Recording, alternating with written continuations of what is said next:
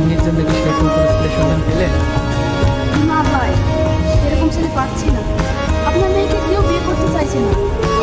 ও divorcee হলে কোনো অসুবিধা হতো না, কিন্তু ও যে বিধবা সেটা সবাই জেনে গেছে।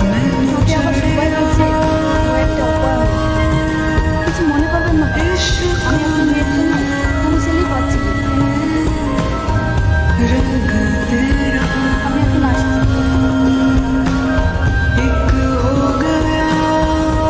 তোমরা কেন আমার জন্য বারবার ছেলে দেখছো? আমি বলেছিলাম আমি বিয়ে করবো না।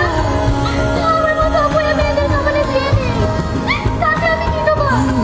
তোমরা আমাকে কোনোদিন বিয়ের কথা বলবে না।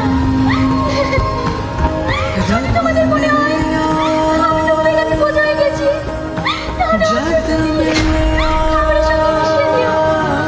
আমি খেয়ে মরে যাবো।